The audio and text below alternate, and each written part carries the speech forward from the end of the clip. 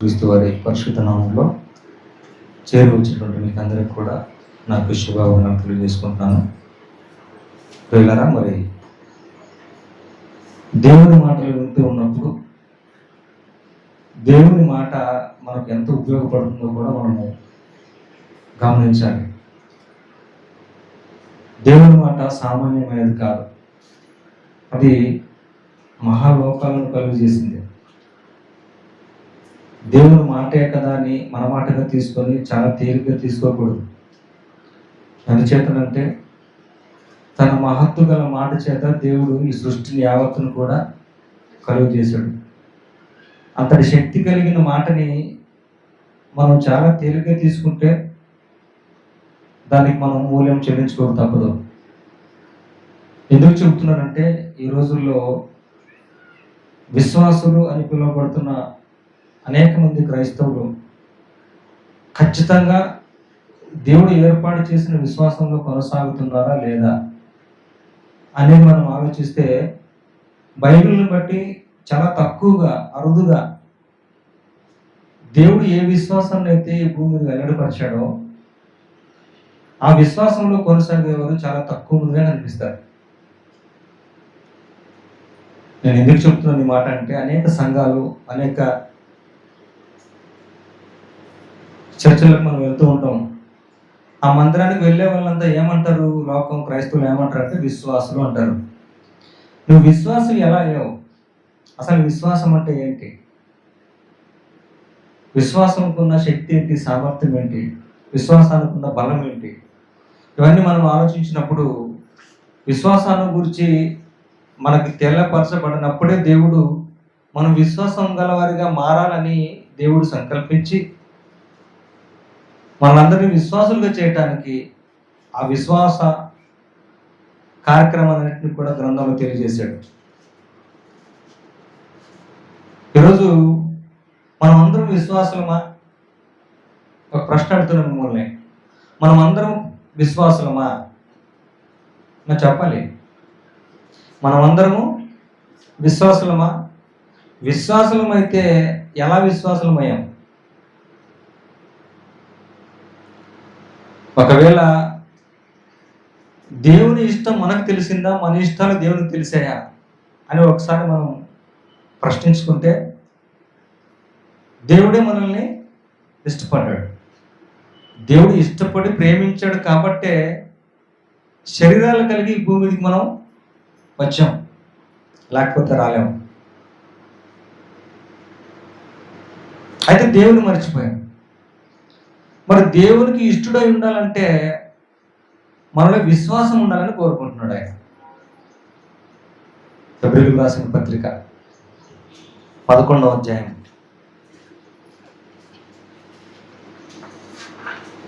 హెబ్రీయులకు రాసిన పత్రిక 11వ అధ్యాయం 6వ వచనం. ఇక్కడ చెప్తున్నా చూడండి, విశ్వాసం లేకుండా దేవునికి ఇష్టుడై ఉండుట అసాధ్యం. విశ్వాసం లేకుండా దేవునికి ఇష్టుడై ఉండుట అసాధ్యం. అసలు దేవుడు ఎవరు, ఎలా ఉంటాడో తెలుసా? ఫస్ట్ అది కనుగొందామా, అది తెలుసుకుందామా? అది కూడా కింద చెప్తున్నా చూడండి, అలాగే కింద చదవండి. అలాగే దేవుని యొద్దకు వచ్చువాడు ఆయన ఉన్నాడనియు తన్ను వెదకు వారికి ఫలము దయచేయువాడనియు నమ్మవలెను కదా. ఒకవేళ దేవుడు ఉన్నాడు, దేవుని నమ్మాలి, దేవుని తెలుసుకోవాలంటే నువ్వు ఆయన ఎలా కనుగొనాలట? వెదకి కనుగొంటే ఆయన నీకు ఫలము దయచేసేవాడట. అలా కనుగొన్నప్పుడు దేవుని ఆలోచనలు నీ పట్ల ఏమున్నాయో కూడా నీకు తెలియాలి.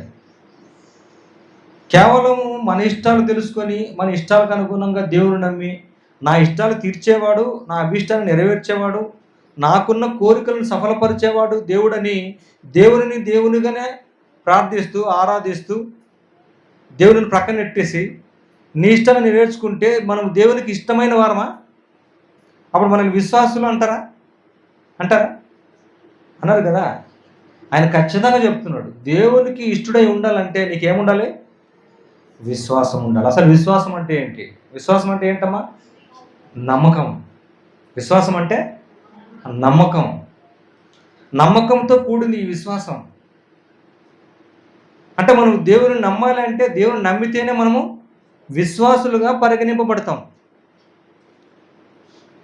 అది ఎలా నమ్మాలి? అరకొరగా నమ్మాలా? మనపూర్వకంగా, మనస్ఫూర్తిగా, సంపూర్ణంగా దేవుని నమ్మాలి. ఆయన ఏం చెప్పినా ఆ మాటకు మనం విధేయులు అవ్వాలి, ఆ మాటకు లోబడాలి, ఆ మాటను అనుసరించాలి. అప్పుడు మనం విశ్వాసులుగా పిలువబడతాం. మనకు బైబిల్లో చాలామంది విశ్వాస వీరులు ఉన్నారు, మనం చదువుకుంటాం. హెబ్రీయులకు రాసిన పత్రిక 11వ అధ్యాయంలో ఆ చిట్ట అంతా చూస్తే విశ్వాస వీరుల జాబితా మనకు కనిపిస్తుంది. విశ్వాసాన్ని బట్టి వారుకున్నటువంటి జీవిత కాలంలో, వారి జీవితంలో వారు ఎదుర్కొన్న పరిస్థితులు, వారు బ్రతికిన జీవన విధానంలో దేవుని నమ్మి దేవుని చేత విశ్వాసులుగా పిలువబడి, నీతిమంతులుగా పిలువబడి, దేవుడు చెప్పిన మాటను, దేవుడు చెప్పిన ఆజ్ఞలను వాటికి విధేయత చూపుతూ వారు బ్రతికిన బ్రతుకును మనం చాలా సునిశ్చితంగా పరిశీలిస్తే వారి యొక్క విశ్వాసం ఎట్టిదో మనకు తెలిసిపోతుంది. అందులోని భాగంగానే దేవుడు ఈ మాట వ్రాయించాడు. విశ్వాసము లేకుండా దేవునికి ఇష్టడైనట అసాధ్యం. అంటే పితరుల కాలంలో దేవునికి ఇష్టలుగా బ్రతికారు, వాళ్ళు విశ్వాసులుగా పరిగణింపబడ్డారు. అలా పరిగణింపబడిన విశ్వాసుల జాబితా మొత్తాన్ని హెబ్రీయులకు రాసిన పత్రిక 11వ అధ్యాయంలో దేవుడు ఒక్కొక్కరిని పరిచయం చేస్తూ వచ్చాడు. అందులో ఒకతను నోవహు. నోవహు కూడా విశ్వాసే. విశ్వాసాన్ని బట్టి అతడు ఏం చేశాడో మనం ఆలోచిస్తే విశ్వాసం అతన్ని ఎలా నీతిమంతునిగా తీర్చిదిద్దిందో మనకు అర్థమవుతుంది. 11వ అధ్యాయం, హెబ్రీయులకు రాసిన పత్రిక 11వ అధ్యాయం 7వ వచనం చూడండి ఒకసారి. నోవహును గురించి వ్రాయబడిన మాట ఏం చెబుతుందంటే, విశ్వాసమును బట్టి నోవహు అది వరకు చూడని సంగతులను గూర్చి దేవుని చేత హెచ్చరింపబడి భయభక్తులు గలవాడై తన ఇంటి వారి రక్షణ కొరకు ఒక ఓడను సిద్ధము చేసెను. దేవుని చేత హెచ్చరింపబడ్డాడట. ఎవరు? నోవహు గారు. ఏమని? అది వరకు చూడని సంగతులను గురించి దేవుడు హెచ్చరించాడట. అది వరకు చూడలేదు అతను. చూడలేని దానిని తెలియపరిచి దానిని హెచ్చరిస్తూ దాని కొరకు నువ్వు సిద్ధపడి ఓడను తయారు చేసుకొని చెప్పాడు. అది వరకు చూడలేదట. ఏది చూడలేదు? ఏది చూడలేదో మనం ఆదికాండం 2వ అధ్యాయం చూడండి. ఆయన ఏది చూడలేదో, చూడని దాన్ని ముందుగా తెలియపరిచి ఎందుకు ఓడను చేసుకోమన్నాడో అక్కడ తెలియపరిచే. చూడండి అక్కడ 2వ అధ్యాయం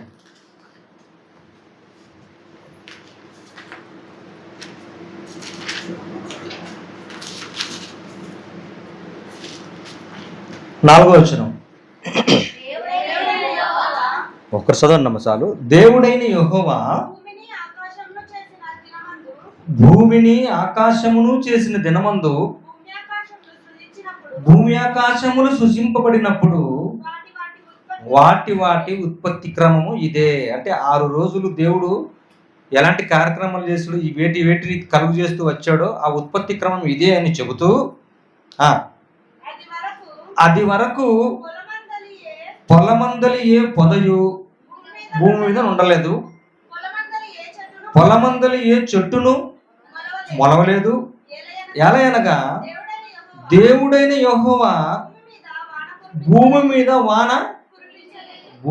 వాన కురిపించలేదు. వర్షం అంటే ఏంటో తెలీదు, వాన అంటే ఏంటో తెలీదు. వర్షం రాకుండా, వాన రాకుండా ఏ చెట్టు మొలవలేదు, ఏ పొదలో కూడా భూమి మీద ఉండలేదు, ఏ పొద కూడా భూమి మీద లేదు అని చెబుతూ నేలను సిద్ధపరచుటకు అప్పుడు దేవుడు కలుగు చేసినప్పుడు ఇవన్నీ కూడా లేవు. కానీ ఆదామును చేసినప్పుడు ఆదాముకు ఆహారం ఇవ్వాలంటే ఏం చేయాలి? భూమి ఏమి ఇవ్వాలి? ఫలం ఇవ్వాలి, పంటనివ్వాలి. అలా పంటనివ్వటానికి ఏర్పాటు చేసిందే ఏం చెప్పాడు అక్కడ? అయితే ఆవిరి భూమి నుండి లేచి ఆ ఆవిరి భూమి అంతటి మీద లేచి ఏం చేస్తాట, భూమి నుండి లేచి నేల అంతటిని, ఆ భూమిలో నుండి ఆవిరి వస్తే ఆ ఆవిరి వల్ల భూమి తడిసి అప్పుడు ఆ భూమి పంట పండేదిగా చేశాడు. ఏ విషయం నోవాహు గారికి తెలీదు. ఆయన దగ్గరికి వచ్చి ఏం చెప్పాడు, నోవాహు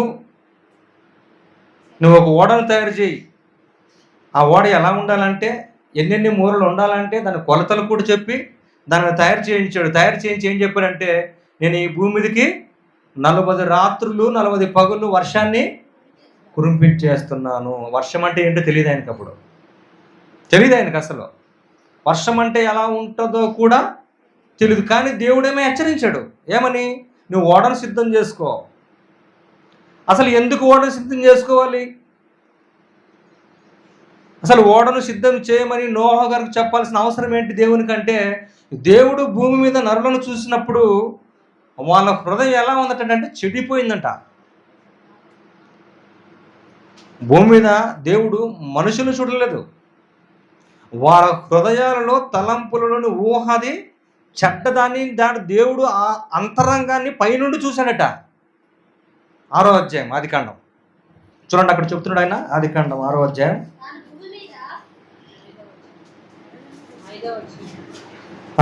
5వ వచనం చదవా.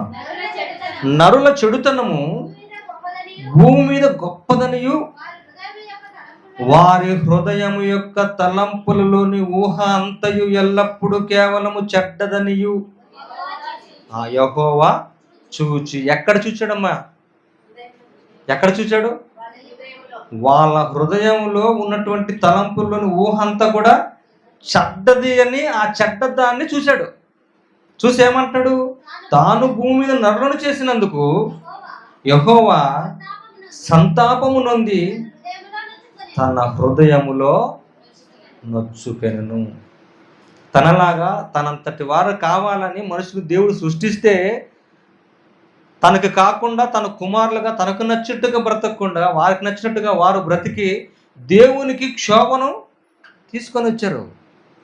సంతాపం ఎప్పుడు చేస్తారమ్మా మనుషులకి, ఎప్పుడు చేస్తారు సంతాపం? చనిపోయినప్పుడే కదా సంతాప సభలు ఏర్పాటు చేస్తారు, జ్ఞాపకార్థ కూడుకులని, సంతాప సభలని. ఇంకా ఏమంటారమ్మా, జ్ఞాపకార్థ కూడుకులు, సంతాప సభలను ఏర్పాటు చేసి చనిపోయిన వారి గురించి చెప్తారు. అంటే బ్రతుకున్న వారిని గురించే దేవుడు సంతాప పడుతున్నాడు అని అంటే వారు ఎలా చచ్చిపోయారు? హృదయంలో చెడుతనాన్ని పెట్టుకుని దేవుని దృష్టిలో వారు చచ్చిపోయారు. అప్పుడు అంటున్నాడు ఆయన 7వ వచనం, అప్పుడు యెహోవా నేను సృజించిన నరులను, నరులతో కూడా జంతువులను, పురుగులను, ఆకాశ పక్షాదులను భూమి మీద ఉండకుండా తుడిచివేయదును. ఏలయనగా నేను వారు సృష్టించినందుకు సంతాపము నొంది ఉన్నారు. నేను వారు సృష్టించినందుకు, దేవుడు మానవుని వారు సృష్టించినందుకు ఆయన బాధపడుతున్నాడు, ఆయన సంతాపం. అంటే వారు ఏమి చేసింటే అంత ఆయనకి బాధ కలుగుతుంది, వేదన కలుగుతుంది. 10వ వచనంలో చెప్తున్నాడు, 11వ వచనంలో, భూలోకం ఎందుకు వారిని మీద అంత సంతాపం వచ్చింది దేవుని కంటే, వారందరూ కూడా ఆ లోకంలో ఉన్నవారందరూ కూడా ఏం చేశారట, భూలోకం దేవుని సన్నిధిని చెడిపోయి ఉండెను, భూలోకం బలాత్కారంతో నిండి ఉండెను. దేవుడు భూలోకమును చూచినప్పుడు అది చెడిపోయి, భూలోకమే చెడిపోయిందట. ఆయన సన్నిధిని భూలోకమంతా కూడా ఏమైందట, చెడిపోయిందట. భూలోకమును చూసినప్పుడు అది చెడిపోయిండను. భూమి మీద సమస్త శరీరులు తమ మార్గమును చెరిపి వేసుకుని ఉండరి. తమ మార్గాన్ని ఏం చేసుకున్నారట, చెరిపేసుకున్నారు. అంటే తన ఉత్తమమైన మార్గం నడిపించడానికి ఆయన కలుగు చేసి ఆయన మాట వింటారని ఆయన పంపిస్తే వారు వారి మార్గాన్ని నడిచారట. దేవుని మార్గాన్ని తెలుసుకోలేదు, దేవుని మాట లెక్క చేయలేదు. అందుకే వారిని తీసేస్తాను భూమి మీద లేకుండా. కనుక నువ్వేం చేయాలంటే నోవాహు, నువ్వు ఓడను సిద్ధం చేసుకో. 40 రోజులు రాత్రింబగళ్ళు వర్షాన్ని కురిపిస్తున్నాడు. అంటే అది వరకు వర్షం కురవలేదు. అది వర్షం ఎలా ఉంటుందో కూడా నోవాహుకు తెలియదు. తెలియబడినప్పుడే, వర్షం అంటే ఏమిటో తెలియనప్పుడే ఓడను చెయ్యంటే ఆయన ఆ మాటను నమ్మి చేశాడు. అందుకు దేవుని దృష్టి ఆయన నీతిమంతుడయ్యాడు, విశ్వాసిగా పిలువబడ్డాడు. 8వ వచనం చెప్తున్నట్టు ఆయన 8వ వచనంలో నోవహు గురించి అవంతా సృష్టి అంతా జంతువులతో, పురుగులను, ఆకాశ పక్షుల భూమి నుండి కూడా తుడిచివేయుదును. ఎలాగంటే, ఎందుకంటే నేను వారిని సృజించినందుకు సంతాపం నొందుచున్నాను. అయితే నోవహు యెహోవా దృష్టి యందు కృప పొందిన వాడిని. యెహోవా దృష్టికి ఎలా ఉన్నాడు? ఈయన కృప పొందిన వాడుగా ఉన్నాడు. అంటే దేవుడు తను ఎలా ఉండాలని కోరుకున్నాడో అంతమంది జనాంగంలో, ఆ భూలోకంలో నివాసులలో ఇతను ఒక్కడే ఆయన దృష్టికి ఎలా ఉన్నాడు? తన మాటకు లోబడిన వాడుగా ఉన్నాడు, తన మాటకు విధేయతను చూపేవాడుగా ఉన్నాడు. ఎవరు? నోవహు. వర్షం ఎలా ఉంటుందో తెలీదు, 40 రోజులు 40 రాత్రులు అంటున్నాడు. ఓడనేమో తయారు చేసుకుంటున్నాడు. అక్కడున్న జనం ఏమనుకుంటారు? దేవుడు నాకు చెప్పాడు, అంతా ఈ సృష్టిని అంతా నాశనం చేస్తాను అంటున్నాడు, ఉండే జనాలందరినీ కూడా ఈ భూమి మీద తుడిచిపెట్టేస్తాను అంటున్నాడు. కనుక ఆయన దేవుడు చెప్పిన మాటకు లోబడి ఆ పడవను, ఓడను తయారు చేసుకుని ఉంటే అక్కడున్న సమాజం ఏమనుకుంటుంది? ఆయన్ని గేలి చేసింది, అవమానించింది ఆయన్ని. ఏమో వర్షం వస్తుందట, 40 రోజులు రాత్రి పగళ్ళు వస్తుందంట, ఈయన అది కొట్టుకోపోకుండా ఓడను చేసుకోమనంట దేవుడు, అందుకే ఈయన ఓడను తయారు చేస్తున్నట్ట అని గేలి చేశారు. ఆ సమయం వచ్చిన తర్వాత వారు ఆ జల ప్రళయంలో కొట్టుకోబడ్డప్పుడు అప్పుడు దేవుని మాటను బట్టి ఆయన ఎందుకు చేశాడు? అప్పుడు వారికి అప్పటికే చేజారిపోయింది. అప్పటికే వారు నోవహు మాట నమ్మలేదు. నోవహు మాట విని వారు కూడా దేవుని నమ్మి నోవహు దారిలోకి వారు వచ్చిందంటే వారు కూడా ఓడలోకి వచ్చేవారు. ఇక్కడ మనం తెలుసుకోవాల్సింది ఏంటంటే, నోవహు గారికి ఏదైతే చెప్పాడో దేవుడు దాన్ని నమ్మకంగా పనిచేశాడు. అది ఉందో లేదో కూడా తెలీదు, వర్షం కురుస్తుందో లేదో, వర్షం వెంట కూడా ఎలాగుంటుందో అని తెలీదు. అలాంటి సందర్భంలో నువ్వు ఓడను చేసుకుంటే ఆయన చెప్పినట్టుగానే ఓడను తయారు చేసి సిద్ధంగా ఉన్నాడు. ఆయన రక్షింపబడ్డాడు. ఈ విశ్వాసాన్ని బట్టే అతడు నీతికి వారసుడిగా పిలువబడ్డాడు. ఎవరు? నోవహుగా. మరొక ఆయన మన పితృడైన అబ్రహామును గురించి మనం ఆలోచిస్తే, ఆయనను కూడా ఒకసారి మనం ఆలోచిస్తే, పౌలు గారు ఎంత చక్కగా రాయించాడో హెబ్రీయులకు రాసిన పత్రిక 11వ అధ్యాయం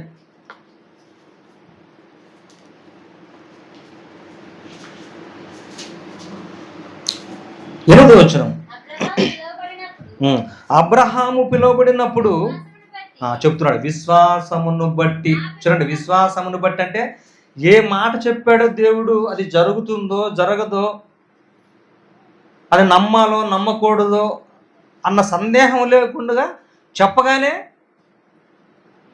ఒప్పుకోవడం, వెళ్ళిపోవడం, ఆయన మాటకు విధేయత చూపడం, వినయం చూపడం, లోబడటం, ఈ తత్వం పితరుడైన అబ్రహాములో ఉంది.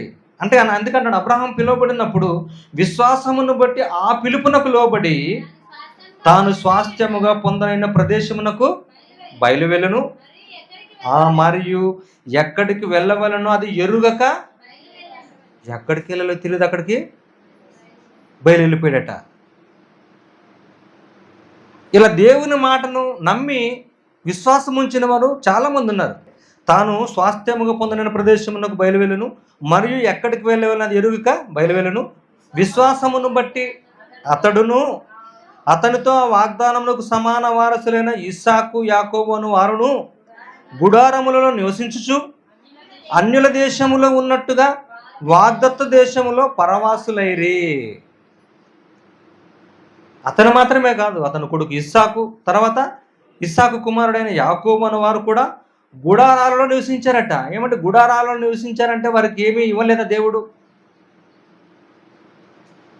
అబ్రహాం కాలంలో అబ్రహాం లాగా సంపాదించిన వారు ఎవరు లేరు.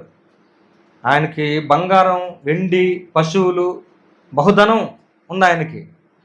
అంటే వారు నివాసం ఉన్న స్థలంలో వారు ఉన్న ఆస్తిపాస్తులు కూర్చుకోవటానికి కూడా స్థలం చాలినంతగా గొప్పవారుగా వారు ధనవంతులయ్యారు. అయినప్పటికీ కూడా వారు దానిని ఆశించలేదు. ఎలా ఉన్నారట వాళ్ళు? ఎలా ఉన్నారటమ్మా? వాగ్దత్త దేశములో పరవాసులుగా ఉన్నారు. ఎందుకు పరవాసులుగా ఉన్నారంటే చెప్తున్నాడు కింద, ఎలా అనగా దేవుడు దేనికి శిల్పియు నిర్మాణకుడై ఉన్నాడో పునాదులు గల ఆ పట్టణము కొరకు అబ్రహాము ఎదురు చూచుచుండెను. ఎప్పుడో దేవుడు పునాదులు గల పట్టణం ఏర్పాటు చేశాడు, దాన్ని పొందాలని అబ్రహాం గారు ఏం చేశారట, ఎదురు చూస్తున్నట్టు ఎదురు చూచి చుండెను. విశ్వాసమును బట్టి శారా కూడా వాగ్దానము చేసిన వాడు నమ్మదగిన వాడని ఎంచుకున్నాడు గనుక తాను వయస్సు గతించినదైనను గర్భము ధరించుటకు శక్తి పొందెను. అందుచేత మృతతుల్యుడైన ఆ ఒకనుడి సంఖ్యకు ఆకాశ నక్షత్రములను సముద్ర తీరమందర లెక్కింప శక్యము కాని ఇసుక వలెను సంతానము కలిగెను. ఇదంతా చెబుతూ వచ్చారు. దానికి ముందు కూడా హేబేలు అలాగే హనోకు వీరిని గురించి కూడా ఈ విశ్వాసుల జాబితాలో వారి పేర్లు కూడా ప్రస్తావించాడు. వీరందరూ ఎవరెవరైతే పేరు ప్రస్తావించారో విశ్వాసుల వీర జాబితాలో వాళ్ళందరూ ఏం చేయాలట, 13వ వచనంలో ఆ వాగ్దానముల ఫలము అనుభవింపకపోయినను దూరము నుండి చూచి వందనము చేసి తాము భూమి మీద పరదేశులమును యాత్రికులమునై ఉన్నామని ఒప్పుకొని విశ్వాసము గలవారై మృతి పొందిరి. ఏమంటే అబ్రహాం గారు ఎంత సంపాదించినా ఆ సంపాదన మీద ఆశపడి బ్రతకలేదు. ఆయన దేని మీద ఆశ పెట్టుకున్నట, పునాదులు గల ఆ పట్టణం కొరకు ఎదురు చూచున్న. అది వరకు అది ఎక్కడికి వెళ్ళాలో ఎక్కడుందో దేవుడు తెలీదు, అది ఉందో లేదో కూడా తెలియదు, కానీ నమ్మి వెంబడించాడు. అందుకైనా విశ్వాసులకు తండ్రిగా పిలువబడ్డాడు.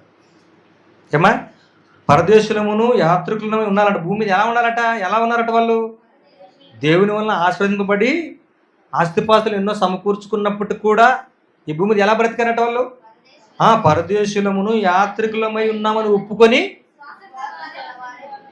దేవుని మీద నమ్మకం కలిగి దేవుని మాటకు లోబడి బ్రతికి విశ్వాసులుగా వారు బ్రతికి ఏం చేశారట, విశ్వాసం గలవారై మృతి నొందారట. అంటే భౌతికంగా చూపించిన లోకానికి లోబడి ఈ దేశం ఇస్తాను అంటేనే ఆ మాటను నమ్మివారు దేవుని వెంబడించారు. అది విశ్వాసం. కానీ ఆ విశ్వాసానికి కారణభూతుడు, ఆ విశ్వాసానికి కారణం ఎవరు అని అంటే విశ్వాసానికి కర్త, దానిని కొనసాగించువాడైన ఒక ఆయన ఉన్నాడు. ఆయన ఎవరు, యేసుక్రీస్తు ప్రభు వారు. విశ్వాసానికి కర్త ఎవరమ్మా, యేసుక్రీస్తు. ఆయన రావాలి ఈ భూమి మీదకి, ఆ విశ్వాసం వెల్లడిపరచబడాలి ఈ భూమి మీద. అంతవరకు ముందుగా ఏ విశ్వాసం ద్వారా తనకు కుమారులు కావాలని దేవుడు కోరుకున్నాడో ఆ విశ్వాసాన్ని అబ్రహాం గారికి పరిచయం చేశాడు వాగ్దానం వలన. అది రావటానికి కొంత టైం పట్టింది. అది రాకముందు అక్కడున్న ఇశ్రాయేలులందరినీ కూడా ఒక గాడిలో పెట్టడానికి ఒక చట్టాన్ని ఇచ్చాడు, అదే ధర్మశాస్త్రం. ధర్మశాస్త్రం వల్ల మనకు విశ్వాసం తెలియపరచబడలేదు. అబ్రహాం గారికి చేసిన వాగ్దానాన్ని బట్టి మనకి విశ్వాసం అంటే ఏంటో తెలియపరచబడింది. అందుకే రోమిలకు రాసిన పత్రికలో మళ్ళీ ఆయన అంటారు, పౌలు గారు ఏమంటారు, 4వ అధ్యాయం 13వ వచనం, అతడు లోకమునకు వారసుడగునను వాగ్దానము అబ్రహామునకైనను అతని సంతానమునకైనను ధర్మశాస్త్ర మూలముగా కలగలేదు, కానీ విశ్వాసం వలన నీతి మూలముగా కలిగను. ఈ వాగ్దానం ఎవరికి చేయబడింది, నీ సంతానం వలన భూలోక వంశములను ఆశ్రయించబడతాయి అని ఎవరికి చెప్పబడింది మాట, ఎవరికి చేయబడింది వాగ్దానం అంటే అబ్రహాం గారికి చేయబడింది. అంటే వాగ్దానం ముందా, మోషే ద్వారా తర్వాత ఇవ్వడం ధర్మశాస్త్రం ముందా అంటే ఏది ముందు, ఆ వాగ్దానం ముందు. ఏ వాగ్దానం అయితే చేశాడో ఆ సంతానం వచ్చే వరకు ఇది జనాల్ని ఒక క్రమములో నడిపించడానికి ఆ చట్టాన్ని ఇచ్చాడు దేవుడు. దాన్ని ధర్మశాస్త్రం అంటాం మనం, ధర్మశాస్త్రం. ఎందుకంటాడు ఆయన, అతడు లోకమునకు వారసుడగునను వాగ్దానం అబ్రహామునకైనను అతని సంతానమునకైనను ధర్మశాస్త్రం మూలంగా కలిగి. ధర్మశాస్త్రం లేనప్పుడు ఈ వాగ్దానం అబ్రహాం గారికి దేవుడు చేశాడు. విశ్వాసంలో నీతి మూలంగానే కలిగిన ధర్మశాస్త్ర సంబంధులు వారసులైన విశ్వాసము ఏమవుతుందంట, విశ్వాసం అంటే ఇప్పుడు మోషే గారికి ధర్మశాస్త్రం ఇచ్చాడు. ధర్మశాస్త్రము ద్వారా మీరు విశ్వాసులు కావాలని చెబితే అబ్రహాం గారు చేసిన వాగ్దానం ఏమవ్వాలి, వ్యర్థమైపోతుంది కదా. కానీ ముందు వాగ్దానం, తర్వాత చట్టం ఇచ్చాడు దేవుడు. అందుకే వ్యర్థమగును వాగ్దానమును కూడా. అందుకే ధర్మశాస్త్రాన్ని కొద్ది రోజుల పాటు ఏ వాగ్దానం అయితే చేశాడో ఆ వాగ్దానం, ఆ సంతానము, ఆ వాగ్దానమైన క్రీస్తు భూలోకానికి వచ్చేంత వరకు వారికి ధర్మశాస్త్రం ఇవ్వబడింది. 18వ వచనం, నిన్ను అనేక జనములకు తండ్రిగా నియమించింది అని రాయబడి ఉన్నది. నీ సంతానం ఇలా ఉండనని చెప్పిన దాన్ని బట్టి తాను అనేక జనములకు తండ్రి ఎగినట్లు నిరీక్షణకు ఆధారము లేనప్పుడు అతడు నిరీక్షణ కలిగి నమ్మెను, మరియు అతడు విశ్వాసమునందు బలహీనుడు కాక అంటాడు. విశ్వాసమునందు బలహీనుడు కాదు అంటే దేవుడు ఏదైనా మాట చెబితే ఆ మాటకి మనం విరోధంగా నిర్లక్ష్యం చేసి దాన్ని తీసుకోలేదనుకోండి, మనం విశ్వాసులమా అవిశ్వాసులం అయిపోతాం. విశ్వాసంలో బలహీనులు అయిపోతాం. అలాంటి వాడు కాదు అబ్రహాం గారు. అంటున్నారు ఆయన, అతడు విశ్వాసమునందు బలహీనుడు కాక రమారమి 100 ఏళ్ల వయసు గలవాడై ఉండి అప్పటికి తన శరీరము మృతతుల్యమైనట్టును శారా గర్భం కూడా మృతతుల్యమైనట్టును ఆలోచించను. కానీ అలా శారీరకంగా భౌతికంగా ఆలోచించాడు అలా. కానీ అవిశ్వాసం వలన దేవుని వాగ్దానమును గూర్చి సందేహింపక దేవునిని మహిమపరిచి ఆయన వాగ్దానము చేసిన దాన్ని నెరవేర్చుటకు సమర్థులని రూఢిగా విశ్వసించి విశ్వాసం వలన ఏం పొందాడమ్మా? విశ్వాసం వలన బలం పొందాడు. కంటికి కనిపించలేదు, ఎక్కడికి వెళ్ళలేదు తెలియదు, అయినా కూడా నమ్మి ఆ మాటను నమ్మి బలం పొందాడట. ఆధారం లేదు, నిరీక్షణకు కూడా నమ్మటానికి ఆధారం కూడా లేదు. అప్పటికి నమ్మటానికి ఆధారం లేదు. ఎందుకు ఈ మాట చెబుతున్నానంటే హెబ్రీయులకు రాసిన పత్రిక 11వ అధ్యాయంలో మొదటి వచనం చూడండి ఒకసారి. అక్కడ చెప్తున్నాడు ఆయన, విశ్వాసం అనేది ఎలా ఉంటుందట? విశ్వాసం అనున్నది అంటే నమ్మకము అనేది ఎలా ఉంటుందంట? నిరీక్షింపబడు వాటి యొక్క నిజ స్వరూపమును అదృశ్యమైనవి ఉన్నాయి అనటానికి రుజువై ఉందంట. అబ్రహాంకు నమ్మకం ఉంది, దేవుని మాట నమ్మాడు. దేవుని మాట నమ్మగానే అతడు ఎలా అయిపోయాడు? నీతిమంతునిగా. అబ్రహాము దేవుని నమ్మాను, అతడు నీతిమంతుడిగా ఎంచబడ్డాడు. అందుకే హెబ్రీయులకు రాసిన పత్రికలో ఇప్పుడు మనం చదివిన భాగంలో చూస్తే విశ్వాసం అనున్నది నిరీక్షింపబడు వాటి యొక్క నిజ స్వరూపమును అదృశ్యమైనవి ఉన్నవనుటకు ఆయనకు చెప్పబడినప్పుడు అదృశ్యంగా ఉన్నా చూశాడా? నీకు ఒక దేశాన్ని ఇస్తాను అన్నప్పుడు అబ్రహాం గారు ఆ దేశాన్ని చూశాడా? అదృశ్యంగా ఉందా? కానీ నమ్మాడు. అది విశ్వాసం. కనిపించలేదు, కనిపించని దాన్ని నీకు ఇస్తాను అన్నాడు దేవుడు, కానీ నమ్మాడు. అది ఏమంటున్నాడు? విశ్వాసం. అంటే కనిపించని దాని కొరకు ఎదురు చూడటం దేనంటారు? దాన్ని నిరీక్షణ అంటాం. నిరీక్షణ. అసలు నిరీక్షణ అంటే ఏంటి? నిరీక్షణ అంటే రోమిలకు రాసిన పత్రిక 8వ అధ్యాయం. అసలు నిరీక్షణ అంటే ఏంటంటే చెబుతున్నాడు చూడండి అక్కడ 24వ వచనం. 8వ అధ్యాయం 24వ వచనం. ఎలానగా మనము నిరీక్షణ కలిగిన వారమై రక్షింపబడితిమి. ఇప్పుడు చెప్తున్నాడు, బాగా వినండి. నిరీక్షింపబడినది కనబడినప్పుడు నిరీక్షణతో పని ఉండదు. ఏమో ఏదైనా మనం నిరీక్షిస్తున్నాం అనుకోండి, అది కనిపిస్తే నిరీక్షణతో పని ఉంటుందా? పని ఉండదు. మరి ఎప్పుడు చదవండి, తాను చూచుచున్న దాని కొరకు ఎవడు నిరీక్షించు. ఇప్పుడు మనం ఒక ఎగ్జాంపుల్ చెప్తాను, ఒక ఉదాహరణ. ఢిల్లీ చూసారమ్మా మీరు? ఢిల్లీ చూసారా? ఇప్పుడు చూడాలి అనుకున్నారు ఢిల్లీని. అది కనపడిందా ఇప్పుడు మీకు? కనపడలేదు. ఎలా ఉంది ఇప్పుడు మీ కంటికి? అది అదృశ్యంగా ఉంది. అది ఉందని నమ్మాలి. ఎప్పుడు నిరీక్షణతో ఉంటాం మనము? దానిని చూసేంత వరకు ఇంకా బొంబాయి ఎలా ఉంటుందో, మహా గొప్ప నగరం, అది చూడాలి అన్నప్పుడు అది నిరీక్షణ. ఇంకా చూడక మునుపు దానికోసం ఎదురు చూడటం నిరీక్షణ. ఒకవేళ ఢిల్లీకి పోయి చూసా అనుకోండి, నిరీక్షణతో ఏం పని ఉంది? చూసేసావు దాన్ని, ఇక చూసేసావు. చూసిన తర్వాత నిరీక్షణతో ఏం పని? దాని నిరీక్షణ అంటారా? అలాగే పునాదులు గల ఆ పట్టణం కొరకు అబ్రహాము ఎదురు చూచుచుండెను అంటే అది కనిపించలేదు. దాన్ని ఎవరు తెలియజేశారంటే యేసుక్రీస్తు వారి భూమికి వచ్చిన తర్వాత విశ్వాసాన్ని, సంఘాన్ని, రాజ్యాన్ని నెలకొల్పిన తర్వాత క్రీస్తు చెప్పినప్పుడు ఆ పరలోకం ఉందని మానవాళికి తెలియపరచబడింది. అంతవరకు తెలియదు. అది నిరీక్షణ. నిరీక్షణ అంటే ఎదురు చూడటం, కనిపించని దాని కొరకు మనం ఎదురు చూడటం. అది విశ్వాసం. అబ్రహాం గారు చేసింది అదే. అది వరకు కనిపించని దాని కొరకు ఎదురు చూశాడు, అది వరకు తెలియని సంగతుల గురించి ఎదురు చూశాడు నోవహు. అది కూడా విశ్వాసం. కానీ యేసుక్రీస్తు వచ్చిన తర్వాత అది భూ సంబంధమైన భౌతికంగా చూపించిన విశ్వాసంగా మనకు కనిపిస్తుంది. అయితే ఆత్మ సంబంధమైన రాజ్యాన్ని, ఆత్మ సంబంధమైన పరలోకాన్ని కూడా దేవుడు యేసుక్రీస్తు ద్వారా వెల్లడిపరిచాడు. ఆ విశ్వాసం ఈరోజు మనుషుల్లో నెలకొల్పబడాలి. ఆ విశ్వాసం కావాలి. ఒకవేళ భౌతికంగా వారికి ఆస్తిపాస్తులు ఇచ్చినా విశ్వాసాన్ని వదలలేదు అబ్రహాం గారు. ఆ ఆస్తిపాస్తులు చూసుకొని అయినా అతిశయించలేదు భూమి మీద. వాటన్నిటినీ కూడా అవన్నీ అనుభవించినా, ఆ ఉన్నా లేకపోయినా పరదేశులుగా యాత్రికులుగా బ్రతికి దేనికి నిర్మాణకుడు శిల్పి అయినాడో ఆ పునాదులు గల పట్టణం కొరకైనా ఎదురు చూశాడు అని అబ్రహాం గురించి చెప్తుంది బైబిల్. మరి మనకు కూడా ఒక నిరీక్షణ ఉంది. అసలు మనం దేనిని విశ్వసించాము? ఆయనకైతే నీకు ఒక దేశాన్ని ఇస్తాడు, ఆ దేశాన్ని ఇస్తాడు అన్నాడు కాబట్టి దేవుడు దానిని ఎదురు చూశాడు. ఇప్పుడు మనం దేనిని ఎదురు చూడాలి?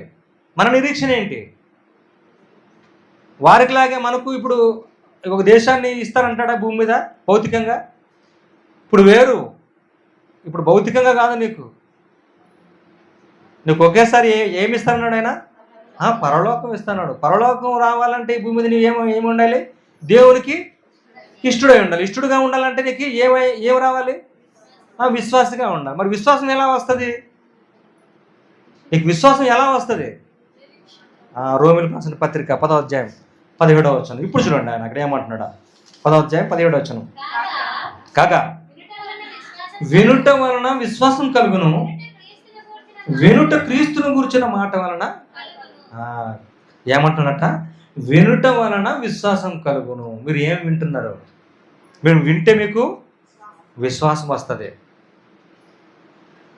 అది ఎవరి గురించి వినాలట?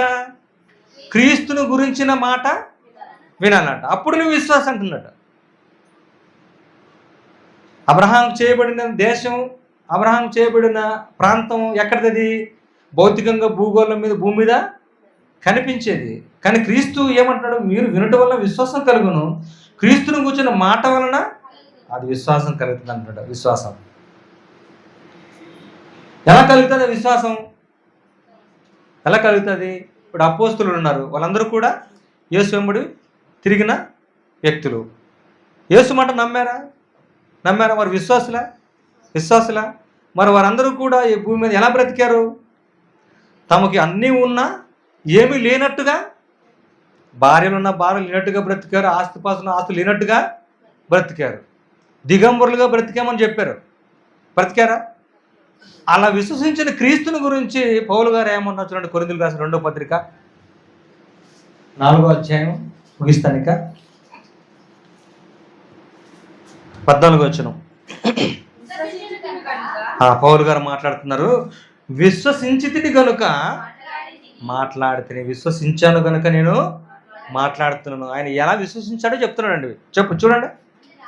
అని వ్రాయబడిన ప్రకారం అట్టి విశ్వాసముతో కూడిన ఆత్మ గలవారమై ప్రభువైన యేసును లేపినవాడు యేసుతో మమ్మును కూడా లేపి మీతో కూడా తన ఎదుట నిలబెట్టని ఎరిగి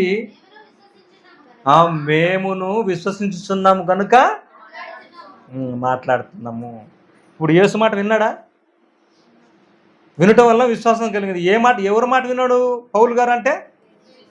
యేసు మాట వినే కదా ఆయన క్రీస్తుని ప్రకటించింది. సిలువ వేయబడిన క్రీస్తుని ప్రకటిస్తున్నాం. సిలువ వేయబడింది నిజం, ఆయనను సమాధి చేసింది నిజం, తిరిగి ఆయన 3వ దినాన లేచింది కూడా నిజం. దాన్ని నమ్మి విశ్వాసగా మారాడు ఆయన. నువ్వు నన్ను సౌలా ఎలా నన్ను హింసించుచున్నావు అని యేసుక్రీస్తు అడిగినప్పుడు ఏం చేయమని చెప్పాడు? మాట్లాడకుండా మౌనం అయిపోయాడు. నువ్వు ఎవరు ప్రభు అంటే, నీవు హింసించుచున్న యేసును. ఎందుకైనా నన్ను హింసిస్తావు? నేను ఎందుకు నా ప్రాణం పెట్టానో, ఎందుకు నన్ను తిరిగి సమాధి చేసినా, నేను తిరిగి పునరుద్ధరణ ఎందుకు లేచానో మీ కొరకేనయ్యా, మిమ్మల్ని తిరిగి బ్రతికించటానికి. భౌతికంగా మీరు చనిపోయినా నా మాటల ద్వారా మిమ్మల్ని బ్రతికించి మరో లోకానికి తీసుకెళ్ళటానికి నేను ఈ భూమి మీద నా తండ్రి బలియాగం చేయాల్సి వచ్చింది. ఆ పుణ్యకార్యం చేయటం వలన మీరు కూడా నాతో పాటు లేస్తారని చెప్పిందారని నమ్మి ఆయన విశ్వాసిగా మారాడు పౌలు గారు. అందుకే విశ్వసించి తిని గనుక మాట్లాడి తిని అట్టి విశ్వాసంతో కూడిన ఆత్మ గలవారమై ప్రభు అయిన యేసును లేపిన వాడు యేసుతో మమ్మను కూడా లేపి మీతో కూడా తన ఎదుట నిలబెట్టని ఎరిగి మేమును విశ్వసిస్తున్నాం కనుక మాట్లాడుతున్నాము. ఆయన విశ్వసించాడు. ఇప్పుడు మనం యేసును విశ్వసిస్తే మనం చేయాల్సిన పని ఏంటి? మరి మనం చేయాల్సిన పని ఏంటమ్మా? ఏం చేయాలి? వారికి ఆజ్ఞ ఇచ్చాడు, వారికి మీరు సర్వలోకానికి వెళ్ళి సర్వసృష్టికి సువార్తను. ఆ మాటకు లోపడ్డారా వాళ్ళు శిష్యులు? పారిపోయారా? ఎందుకులే ప్రభా, చనిపోయి సమాధి చేయబడి తిరిగి లేవటం వలన మాకు వచ్చిన తిప్పులు, మేము ఆయన సిలువ వేసేటప్పుడు దిక్కులు వెళ్ళిపోయారు. ఇంత శ్రమలు వస్తాయంటే మేము నిన్ను నమ్మేవాడు కాదు, మేము నిన్ను నమ్మేవారం కాదు, నిన్ను వెంబడించే వాళ్ళం కాదు అనుకునేవారు ఆగిపోయారా? అప్పటికి చెదిరిపోయారు. చెదిరిపోయిన తర్వాత పరిశుద్ధాత్మ వారికి వచ్చిన తర్వాత వారు బలం పొందారు. బలం పొంది ఏం చేశారమ్మా? వారు ప్రకటించిన సువార్త ఇప్పటికీ మన ద్వారా ప్రకటింపబడదు. వాళ్ళు సాక్షులు, అపోస్తలులు సాక్షులు. అందుకే విశ్వాసం అన్నది నిరీక్షింపబడే యొక్క నిజ స్వరూపమును అదృశ్యమైన ఉన్నవి అనటానికి రుజువునైందంట. అంటే అపోస్తలులందరూ కూడా కనిపించని ఆ పరలోకం కొరకు ఈ భూమి మీద పనిచేశారు. ఎలా పనిచేశారు? తన దేహంతో. నేను దేవుని మీద విశ్వాసం ఉంచాను కదా, విశ్వాసానికి తగిన క్రియలు కూడా ఈ భూమి మీద చేయాలి. అబ్రహాం గారు చేశారా? ఆయన ఊరికి దేవుని నమ్మాడా? దేవుడు చెప్పిన మాటకు లోబడి క్రియలు చేశాడా? అంటే క్రియలు కూడా చేశాడు. కాబట్టి 102 సంవత్సరాల తర్వాత ఒక కొడుకుని ఇచ్చాడు, ఇస్సాకుని. ఇచ్చినట్టే ఇచ్చి నీ కొడుకును బలి ఇవ్వు అంటే అప్పుడు ఏమనాలి ఆయన? నీవేం దేవుడు అయ్యా, 100 సంవత్సరాలైనా నాకు ఒక కొడుకు లేడు, ఇచ్చినట్టే ఇచ్చి మరలా నువ్వు బలి అడుగుతావేంటి నువ్వు అని అనాలి. ఆయన అన్నాడా? లేదండి. ఆ మాటకు లోబడిపోయాడు అబ్రహాం గారు. లోబడి తన కుమారుని తీసుకొని పర్వతానికి వెళ్ళిపోయాడు. వెళ్ళిపోతుంటే ఎక్కడికి నాన్న మనం వెళ్ళిపోతున్నామని ఇస్సాకు అడిగితే, నాన్న వెంట పెట్టుకొని పోయి బలి ఇవ్వటానికి వెళ్ళిపోతున్నాయన అని అడిగితే, ఇది మరి బలి ఇవ్వటానికి గొర్రె పొట్టేలు ఏది అని అడిగితే ఆయన అంత దేవుడు చూసుకుంటాను ఆయన ఇప్పుడు పిలిచిపోయాడు. అంటే చూడండి, అంటే విశ్వాసంలో దేవుడు ఆయనను పరీక్షించిన విధానం. ఈరోజు విశ్వాసం కలగ వారు ఉంటే, మనం దేవునికి విశ్వాసులుగా ఉంటే మనకు అన్ని సక్రమంగా జరిగిపోతాయి, అంతా హ్యాపీగా ఉంటాం అనుకుంటు. విశ్వాసంలో కూడా నీకు శ్రమలు వస్తాయి. యేసుక్రీస్తు తండ్రి మీద విశ్వాసం ఉంచలేదా? పరలోకమందు తన మీద విశ్వాసం ఉంచలేదా? అతను తండ్రికి లోబడ్డాడు, లోబడి ఈ భూమి మీద పనిచేశాడు. మరి ఆయన విశ్వసించిన మనం ఆయన తండ్రిని విశ్వసించినప్పుడు, ఆ విశ్వాసంలో ఉన్నప్పుడు ఆయనకు ఎదురైన పరిస్థితుల్లో మనకు కూడా అది చెప్పకనే చెప్పాడు యేసుక్రీస్తు ప్రభువారు. అందుకే అబ్రహాం గారికి పరీక్ష పెట్టినప్పుడు ఆ పరీక్షలో నెగ్గాడు. కుమారుణ్ణి చంపటానికి కూడా వెనకడలేదు. సంతోషంతో అంగీకరించి కత్తి లేవని తీశాడు నరకడానికి. ఒక్కగానొక్క కుమారుడు ఇస్సాకును బలి ఇవ్వటానికి కత్తి ఎత్తి నరికేటప్పుడు అప్పుడు ఆపేశాడు దేవుడు. వాడు మరలా ఆశీర్వదించాడు అబ్రహాం గారిని. అంటే అంతటి నమ్మకం దేవుని మాటకి, అంత లోబడ్డాడు, విధేయత చూపాడు అబ్రహాం గారు. అలా విధేయత చూపి ఆ మాటకు లోబడ్డాడు కనుకనే ఈరోజు ప్రపంచ మానవాళిలో విశ్వాసులకు పిలువబడుతున్న వారందరికీ కూడా విశ్వాసులకు తండ్రిగా పిలువబడుతున్నాడు అబ్రహాం గారు. ఇప్పుడు మనకున్న విశ్వాసం ఏంటి? ఇప్పుడు మనకున్న విశ్వాసం ఏంటి? మనకు యేసుక్రీస్తు ద్వారా తెలియపరిచిన మరణ సమాధి పునరుత్థానంలో మనం పాలి భాగస్తులు కావాలి అంటే, నువ్వు విశ్వాసిగా కావాలంటే ఆయన మాటను నమ్మాలి. మాట విని విశ్వాసిగా మారాలంటే నువ్వు ఎక్కడి నుండి ఎక్కడికి రావాలి? లోకములో నుండి ఆయన రాజ్యంలోనికి రావాలి, సంఘంలోనికి రావాలి. ఆ సంఘంలోనికి వచ్చిన వారే విశ్వాసులు. సంఘం వెలుపటి ఉన్నవారు వారు విశ్వాసులుగా పిలువబడరు, వారికి ఆ అర్హత లేదు. ఎవరైనా ఏదైనా కాలేజీలో జాయిన్ అయితే ఆ కాలేజీ సంబంధించిన స్టూడెంట్ అని ఎప్పుడు పిలుస్తారు? ఆ కాలేజీలో జాయిన్ అయిన తర్వాతనే పిలుస్తారు. నేను విశ్వాసుగా పిలువబడాలంటే నువ్వు సంఘంలో చేరిన సభ్యుడై ఉండాలి. మరి ఆ సంఘంలో నీకు స్థానం ఎలా వస్తుంది అంటే యేసు మాటను నమ్మి ఆయన నామందు విశ్వాసం ఉంచి నీ పాపములైన ఒప్పుకొని బాప్తిస్మం పొంది, పాప క్షమాపణ నిమిత్తం బాప్తిస్మం పొంది నువ్వు ఆయనను రక్షకునుగా అంగీకరిస్తే అప్పుడు నీవు పరిశుద్ధాత్మ వరం పొందుతావు. అప్పుడు నీ విశ్వాసం అంతకంతకు ఏం చేసుకోవాలి? నువ్వు అభివృద్ధి పరుచుకోవాలి. హెబ్రీయులకు రాసిన పత్రిక 12వ అధ్యాయమా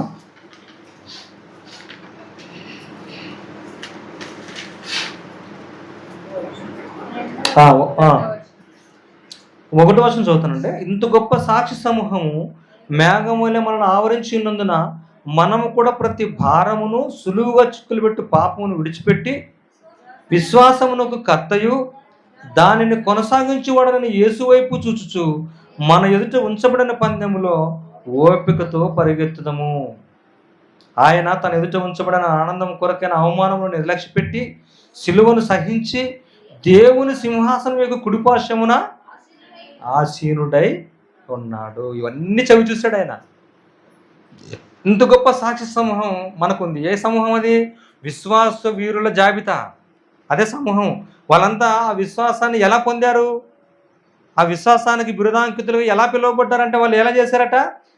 ప్రతి భారమును సులువుగా చిక్కులు పెట్టి పాపను విడిపింపబడ్డారు వాళ్ళు. వాటన్ని దాటుకొని ఎదుర్కొని వచ్చారు. వాళ్ళు ఎదుర్కొని ఆ విశ్వాసంలో స్థిరంగా నిలబడ్డారు. కనుకనే వారు విశ్వాస వీరుల జాబితాలో రాయిస్తే వారిని గురించి మనం మాట్లాడుకుంటున్నాం. అంటే విశ్వాసం అనేది మనిషికి చాలా అవసరం. ఆ విశ్వాసమే నిన్ను బలపరుస్తుంది, దేవుని మాటకు విధేయునిగా చేస్తుంది, విధేయురాలుగా చేస్తుంది. నువ్వు బలం పొంది శక్తిని పొంది పరలోకం వెళ్ళాలి, దానిని చేరుకోవాలి అని నువ్వు నమ్మి ఇక్కడ ఏం చేయాలో ఆ కార్యక్రమాలు ఇక్కడ చేస్తావు. అంటే విశ్వాసం అనేది క్రియలతో కూడా భాగమైంది. నేను నమ్మానంటే సరిపోదు, విశ్వాసం ఉంచితేనే సరిపోదు, విశ్వాసంతో పాటు క్రియలు కూడా ఉండాలి. అబ్రహాం గ్రంథానికి మనకు చూపించిన విధానం, కొడుకుని ఇవ్వగానే అయిపోలేదు, కొడుకును బలి ఇవ్వమన్నాడు, బలి ఇవ్వటానికి కూడా సిద్ధపడ్డాడు. ఒకవేళ మనకున్న ఈ పరిస్థితుల్లో మనకేమైనా ఆస్తిపాస్తులు కూడబెట్టుకున్నాం అనుకోండి, అన్నీ వదిలేసిరా అంటే వెళ్తామా? కానీ వెళ్ళాలి. అదే నేర్పించారు వాళ్ళు. కానీ దేవుడు ప్రత్యక్షంగా నీకు దర్శనమిచ్చి ఏం చెప్పడు, క్రీస్తు ద్వారా తెలియపరిచాడు. దాన్ని నమ్మి నువ్వు విశ్వాసిగా మారాలి. అందుకే చాలామంది విశ్వాసాన్ని బట్టి ఎందుకు దేవుని దృష్టిలో నీతిమంతులుగా పిలువబడ్డారో, దేవునికి ఇష్టలుగా ఉన్నారో, ఈ జాబితా అంతా వారి గురించి సాక్ష్యం ఇస్తుంది. దేవుడు చాలా గొప్పోడు. ఎందుకంటే తనను విశ్వసించే వారి కోసం ఏవి సిద్ధపరిచాడో ఇవ్వటానికి రెడీగా ఉన్నాడు. అవి పొందటానికి మనమే రెడీగా లేము. ఎందుకు లేమంటే మనకు భూ సంబంధమైన వాటిపైన ఎక్కువగా కోరికలు ఉన్నాయి, శరీర కోరికలు ఉన్నాయి. ఆ శరీర కోరికలు చంపుకోవటం ఇష్టం లేక దేవుడినే మనం దూరపరుచుకుంటున్నాం. అవి దూరం చేస్తే ఆయన దగ్గరకు వస్తాడు, అవి దగ్గర తెచ్చుకుంటే ఆయన దూరం వెళ్ళిపోతాడు. ఆయన ఉన్నాడని నువ్వు నమ్మాలి, ఆయన దగ్గరికి రావాలి, ఆయన వెతకాలంటున్నాడు. వెతికితే నేను మీకు దొరుకుతాను అంటున్నాడు. అట్లాంటి వాడు ఆడని ఉన్నాడా? వెతికితే దొరుకుతాడట, కానీ నువ్వు వెతకటమే ఆలస్యం. నువ్వు వెతకాలి, వెతికితే అయినా దొరుకుతాడు. అందుకనే మనమందరం కూడా మనకున్న విశ్వాసం ఆ సరైందో కాదో మనల్ని మనమే పరీక్షించుకోవాలని పౌలు గారు చెప్తారు. మీ విశ్వాసం సరైందో కాదో మిమ్మల్ని మీరు ఒకసారి పరీక్షించుకోండి. మీ విశ్వాసం అదృశ్యమైన ఉండటానికి, అదృశ్యంగా ఉన్న వాటి కొరకు మనము ఇక్కడ పని చేయాలి, అవి పొందాలని పని చేయాలి. ఈ బాహ్య శరీరం ఎందుకుంది అనుకుంటున్నారు? ఈ అంతరంగాన్ని ఈ బాహ్య శరీరంతో పాటి పరలోకానికి ఆత్మను కూడా నడిపించడానికి ఈ దేహం ఉంది. అందుకని అపోస్తులుడు ఈ భూమి మీద ఎలా బ్రతికారంటే బాహ్య పురుషుడు కృషిస్తున్నాను అంటున్నాడు. అంటే ఈ శరీరం ఏమైపోతుంది? దినదినము బాగా యవనం పొంగుకొస్తుందా? ఈ శరీరం ఏమ్మా క్షీణించిపోతుందా? బాగా డెవలప్ అవుతుందా? క్షీణించిపోతుంది. బాల్యం ఉన్నప్పుడు ఒక రకంగా ఉంటారు, యవనం వస్తున్నప్పుడు ఒక రకంగా ఉంటారు, తర్వాత నడి వయసు తర్వాత వృద్ధాప్యం ఎలా ఉంటుంది? వృద్ధాప్యం ఎలా ఉంటుందమ్మా? ఈ తోలంతా మడతలు పడి చర్మం ఇట్లా ఊగుతుంది శరీరం. అంటే అంత క్షీణదశ కూడా మనిషికి ఉంది. వీటి మీద లెక్కలేదు వారికి, అపోస్తులులకి. ఎంతసేపు లోపల అంతరంగం ఉందే, దానిని అక్కడికి చేర్చాలి, అక్కడికి చేర్చాలని దాన్ని దినదినం ఏం చేస్తున్నారట, ఇది క్షీణించిపోతున్నా దీన్ని పట్టించుకోవడం లేదు వాళ్ళు. చదువుకోండి, నా మాట చదువుకొని ముగించుకుందాం. కొరింథీయులకు రాసిన 2వ పత్రిక 4వ అధ్యాయం. కొరింథీయులకు రాసిన 2వ పత్రిక 4వ అధ్యాయం 16వ వచనం. కావున మేము అధైర్యపడము. అధైర్యపడము అంటున్నానంటే వీళ్ళు ఎవరమ్మా? విశ్వాసులకు ధైర్యం ఉంటుందా, అధైర్యం ఉంటుందా? వీరు విశ్వాసులు, వీళ్ళు ధైర్యానికి దిక్సూచులు, వీళ్ళు మంచి ధైర్యం గలవారు, వీళ్ళు అపోస్తలులు. కావున మేము అధైర్యపడము, మా బాహ్య పురుషుడు కృషించుచున్నను, ఆంతర్య పురుషుడు అంటే లోపట బాహ్య పురుషుడు నడిపిస్తున్న ఆంతర్య పురుషుడైన ఆత్మ ఒకడు ఉన్నాడు, చూశారు? ఆ ఆత్మ దినదినము నూతన పరచబడుచున్నాడు. ఇక్కడ చెప్తున్నాడు, మేము దృశ్యమైన వాటిని చూడక అంటే కంటికి కనిపించేవి అవి శాశ్వతం కావు కనుక మేము వాటిని చూడక అదృశ్యమైన వాటినే నిదానించి చూస్తున్నాము. మనం ఈ లోకంలో ఇట్లా చెప్పారనుకోండి, సమాజంలో ఏమంటారు? కనిపించని వాడి కొరకు వీడు ఎదురు చూస్తున్నాడు, వీడు పిచ్చోడు, వీడు ఉన్నదాన్ని అనుభవించరా అని చెప్తుంటే లేని వాటి కొరకు వీడు ఎదురు చూస్తానంట అంటాం. ఈ సమాజం అలాగే అంటారా? అనుభవించు రాజా అని పాట రాశాడు ఒకడు. అంటే అనుభవించేసే భూమి మీద ఏది దొరికితే అది అనుభవిస్తే దాని తర్వాత ఫలితం ఎలా ఉంటుంది? నీ పరిస్థితి ఏమిటి అది తెలియదు లోకానికి, అది క్రైస్తవ్యానికి మాత్రమే తెలుసు.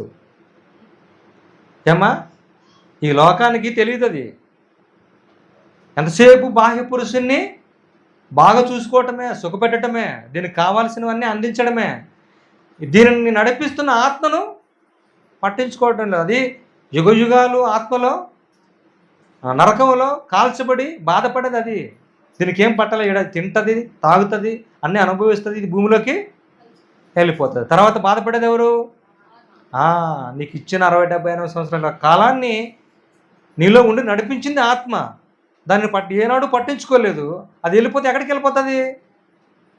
శాశ్వత కాలం అది మండుచున్న గుండంలో కాల్చబడుతుంది. అగ్ని ఆరదు, పురుగు అంటే ఆత్మే. ఆత్మ చావదు. చావు లేని ఆత్మ మనకుంది. మనం చనిపోతే భూమిలో పాతి పెట్టబడితే అప్పటికే ముగిసిపోతుంది మన జీవితం, అప్పుడే ప్రారంభమవుతుంది. అలా ప్రారంభమైన జీవితం కొరకే వీళ్ళందరూ కూడా ఈ బాహ్య శరీరాన్ని ఏం చేస్తారట? కృషిస్తున్నా కూడా పట్టించుకోవటం లేదంట దాన్ని. మేము దృశ్యమైన వాటిని చూడక అదృశ్యమైన వాటిని నిదానించి చూస్తున్నాము. ఎందుకంటే ఆడ ఎప్పుడు శాశ్వత కాలం ఉంటాం. అక్కడికి వెళ్ళిపోతే మా దేవుని దగ్గర మేము ఉంటాం. నా యేసును చూస్తాను, నా యేసు రాజ్యాన్ని చూస్తాను. అంటే వీళ్ళ లక్ష్యం ఎలా ఉంటుందంటే కనిపించని దాని కొరకు ఎదురు చూడటం. అదే విశ్వాసం. చెప్పాడు కదా 11వ అధ్యాయంలో 1వ వచనంలో, విశ్వాసం అన్నది నిరీక్షింపబడే నిజస్వరూపం అదృశ్యమైన వాటిలో ఉంది. దానికోసం మీరు ప్రయాసపడుతున్నారు. అందుకే నిదానించి చూస్తున్నాం గనుక క్షణమాత్రం, ఈ శ్రమలట క్షణమాత్రం ఉండు మా చులకని శ్రమ మా కొరకు అంతకంతకు ఎక్కువగా నిత్యమైన మహిమాభారమును కలుగజేయుచున్నది. నిత్యమైన మహిమాభారం, నిత్యము మహిమలో ఉంటాం. నిత్యమైన మహిమభారం, మనకు మహిమ ఉంది. ఈ భూమి మీద దేవుణ్ణి విశ్వాసంతో బ్రతికి ఆయనను మహింపరిస్తే, ఆయనను ప్రకటిస్తే మనకు కూడా అక్కడ క్రీస్తు అడిగాడు కదా, నువ్వు నాకు ఇచ్చిన పని నేను సంపూర్ణంగా నెరవేర్చాను కాబట్టి నువ్వు నా మహిమ నాకు ఇచ్చే. మరి నీకు మహిమ లేదా? క్రీస్తుని నమ్మిన నీకు నీ మహిమ లేదా అంటే ఉంది. అందుకని వాళ్ళు ఏం చేశారు? ఎలా అనగా దృశ్యమైనవి అనిత్యములు, అదృశ్యమైనవి దృశ్యమైనవి కనిపించేవన్నీ నిత్యములమ్మా, అనిత్యములా? ఇప్పుడు మనం చూసేటవన్నీ ఎప్పుడు ఉంటాయో పోతాయి కదా. అందుకనే వాళ్ళు దీని మీద దృష్టించలేదట. ఇంకా మరి ఏమన్నాడు? అదృశ్యమైనవి అంటే కనిపించవు. పరలోకం కనబడుతుందా? పరలోక రాజ్యం కనబడుతుందా? ప్రేమ కనబడుతుందా? ప్రేమ కనిపిస్తుందా? దీర్ఘశాంతం కనిపిస్తుందా? సాత్వికం కనిపిస్తుందా? కనిపిస్తుందమ్మా? ఇవన్నీ అంతరంగానికి సంబంధించినవి కనిపించని దాంట్లో మనము సమాజానికి చూపించాలి. అందుకే వాళ్ళు దృశ్యమైనవి అనిత్యములు, అదృశ్యమైనవి నిత్యములు. అదృశ్యమైన ఆ పరలోకం ఎప్పుడూ ఉంటుంది. దాని కొరకు మేము ఈ భూమి మీద ప్రయాసపడుతున్నాం. దాని కొరకే మేమందరం కూడా పాటుపడుతున్నాం. అందుకే సిలువ వేయబడిన క్రీస్తును ప్రకటిస్తున్నామంటే యేసును విశ్వసించారు వాళ్ళు. విశ్వసించి యేసును ప్రకటించుటలో అలసత్వాన్ని ప్రదర్శించకుండా, ఎక్కడ కూడా విశ్వాసంలో పడిపోకుండా తుది మట్టకు, అంటే వారు ఊపిరి విడిచేంత వరకు గట్టిగా పట్టుకున్నారు ఆ విశ్వాసాన్ని. కదల్చబడలేదు, వాళ్ళు స్థిరులుగా ఉన్నారు. ఎన్ని ఆటంకాలు అపవాది కలుగజేసినా వారు తొట్టుపడలేదు, తొట్టిల్లలేదు, పడిపోలేదు, అలాగే నిలిచారు. ఎందుకు నిలిచారంటే వారు యేసు మాట మీద విశ్వాసం ఉంచారు. అది విశ్వాసం అంటే. విశ్వాసం అంటే సన్నగిల్లిపోకూడదు. ఎట్లాంటి ఒడిదుడుకులు వచ్చినా, ఎట్లాంటి విపత్కర పరిస్థితులు ఎదురొచ్చినా విశ్వాసంలో మాత్రము మనిషి సన్నగిల్లిపోకూడదు, పడిపోకూడదు. దానికి ఉదాహరణ ఎగ్జాంపుల్ అపోస్తులులే. వాళ్ళు చూడండి, యేసుక్రీస్తును చంపిన తర్వాత, సమాధి చేసిన తర్వాత, లేచిన తర్వాత పరిశుద్ధాత్మ వారి మీదకి వస్తుంది. అప్పటి నుండి చనిపోయేంత వరకు కూడా వాళ్ళు ఎక్కడ తొట్టుపడినట్టుగా కానీ, విశ్వాసంలో సడలిపోయినట్లుగా కానీ కనిపించదు. ఎందుకు కనిపించిందంటే వారు గట్టిగా చేపట్టారు. ఎందుకంటే మా కొరకు ఒక లోకం ఉంది, ఆ లోకం మేము చేరాలని. ఆ లోకం చేరటానికి ఈ భూమి మీద వాళ్ళు వారి విశ్వాసంతో బ్రతికారు. ఆ విశ్వాసం అనేది మనకుందా లేదనేది మనం ఇప్పుడు పరీక్ష చేసుకోవాలి. అట్టి విశ్వాసం మనకుంటే ఆ విశ్వాసం గొప్పది. అట్లాంటి విశ్వాసం లేకపోతే మనకు ప్రమాదం మాత్రం పొంచి ఉంది. అందుకే అన్యజనులు సైతం సమస్త మానవాళి విశ్వాసానికి విధేయులు అగునట్లుగా యేసుని లోకానికి పంపాడంట దేవుడు. యేసుని ఎందుకు పంపించాడట? సమస్త మానవాళి ఈయన నామము చేత విశ్వాసం పొంది విశ్వాసానికి విధేయులుగా మారాలని. చూడండి అన్నమాట, రోమిలకు రాసిన పత్రిక 1వ అధ్యాయం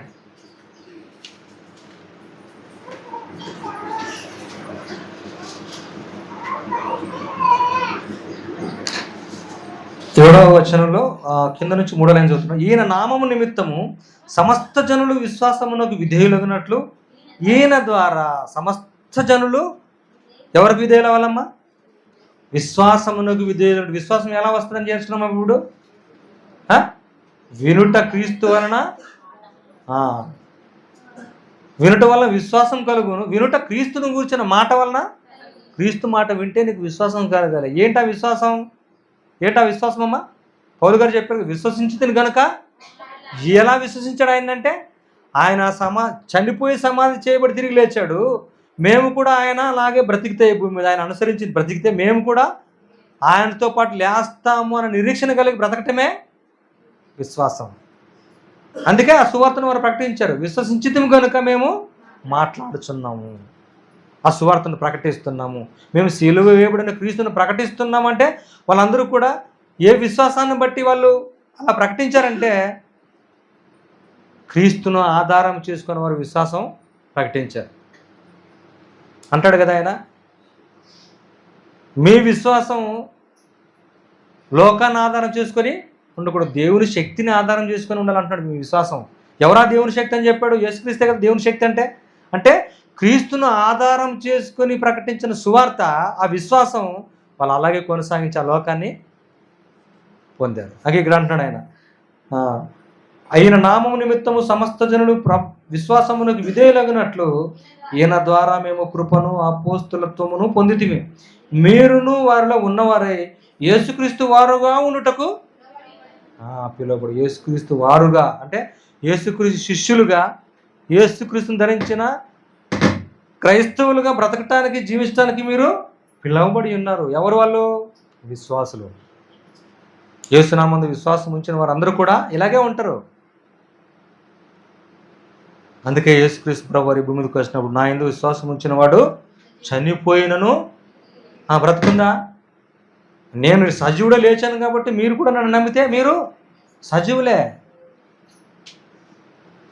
చెప్పాడు కదమ్మా యేసుక్రీస్తు, నా యందు విశ్వాసం ఉంచిన వాడు చనిపోయినను బ్రతుకును. నా యందు విశ్వాసం ఉంచితే మీకు నిత్యజీవం, నన్ను వెంబడిస్తే మీకు పరలోకం. ఎన్ని సౌలభ్యాలు ఇచ్చాడు విశ్వాసం ద్వారా. విశ్వాసాలు చూడండి, అవన్నీ మనం పొందాలి అంటే మన విశ్వాసాన్ని మనం ఈ భూమి మీద దినదినము అపోస్తలులు ఎలాగైతే నూతన పరుచుకుంటున్నారో అంతరంగ స్వభావాన్ని, తన అంతరంగాన్ని, అంతరంగ పురుషుణ్ణి మనం కూడా ఆ విధంగానే దినదినము వాక్యంతో అభివృద్ధి పరుచుకోవాలి. దేవుని మాటలతో మనలో విశ్వాసాన్ని అంతకంతకు అభివృద్ధి పరుచుకోవాలి. అలా అభివృద్ధి పరుచుకున్నప్పుడే మనం విశ్వాసంలో గట్టిగా నిలబడగలుగుతాం. లేకపోతే పడిపోతాం. పడిపోతే ప్రమాదం, నిలబడితే సంతోషం. ఏమా సంతోషం కావాలో, తర్వాత బాధ కావాలో, ప్రమాదం తెచ్చుకుంటామో అది మన చేతుల్లోనే ఉంది. మనం మన విశ్వాసంలో సన్నగిల్లిపోకుండా, పడిపోకుండా స్థిరులుగా ఉండాలంటే క్రీస్తు మీద ఆధారపడి బ్రతకాలి. మరి ఆధారం లేనప్పుడే అబ్రహాం గారు నమ్మారు. ఇప్పుడు మన కళ్ళ ముందు దేవుడు ఆధారం ఉంచాడు. ఎవరు ఆధారము? యేసుక్రీస్తు ప్రభువు. చనిపోయి సమాధి చేయబడి తిరిగి లేచాడు. ఇస్సాకుని ఎలాగైతే చనిపోయే ముందు బ్రతికించాడో, ఆడ కుమారుడు బలి ఇవ్వటానికి సిద్ధపడ్డాడు. ఇక్కడ తన కుమారునే బలి ఇచ్చి మన విశ్వాసంలో భాగ్యవంతులుగా చేయడానికి పరలోకమందున తండ్రి ఈ విధంగా చేశాడు. కనుక మనం కూడా మన విశ్వాసంలో బలపడి విశ్వాసాన్ని అంతం వరకు విడిచిపెట్టకుండా మీరందరూ కూడా అందులో కొనసాగాలని మనస్ఫూర్తిగా కోరుకుంటూ ఈ నా మాటలు ముగిస్తున్నాను. Thank you.